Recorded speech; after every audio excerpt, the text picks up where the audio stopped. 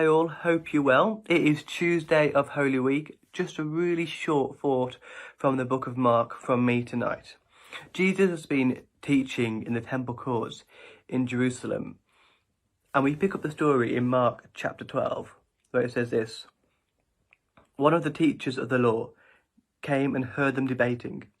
Noticing that Jesus had given them a good answer, he asked him, "Of all the commandments, which is the most important?" "The most important one," answered Jesus, "is this. Hear, O Israel, the Lord our God, the Lord is one. Love the Lord your God with all your heart, and with all your soul, and with all your mind, and with all your strength. The second is this. Love your neighbour as yourself. There is no commandment greater than these." "Well said, teacher," the man replied. "You are right in saying that God is one, and there is no other but him. To love him with all your heart, with all your understanding, and with all your strength, and to love your neighbour as yourself is more important than all burnt offerings and sacrifices." When Jesus saw that he had answered wisely, he said to him, "You are not far from the kingdom of God." Which is the greatest commandment? They asked Jesus. The rabbis had determined that there were 613 commandments contained within the Bible. 248 of them were positive, so things to do, and 365 were negative, things not to do. They also divided them into heavy and light commandments, the heavy ones being more binding, and the light ones being less binding. And so they asked Jesus, which is the most important commandment?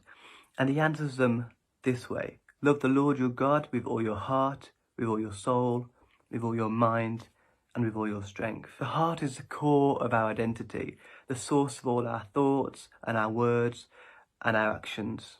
It's the deepest part of who we are. And we're to love the Lord with all our heart, with all our thoughts and all that we do. And then he said, love the Lord with your soul. The soul is our emotions, all our joys and our sorrows. We're to love the Lord with all our pains and our celebrations. And love the Lord with all your mind, with all our intellect, with our perceptions and our reasoning and our judgment and our reflection.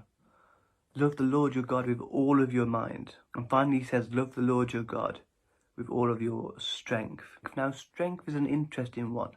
It could mean all our might and our physical ability.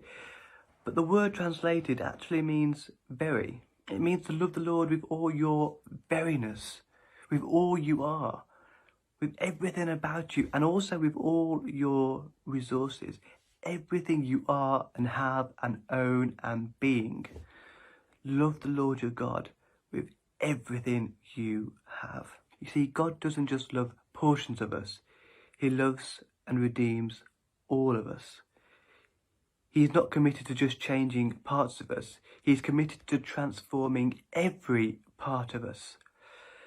God doesn't save us by fractions, and so we shouldn't love him in fractions or in part, but we should love him with all of our being, with every part of us, with all of our heart and soul and mind and strength.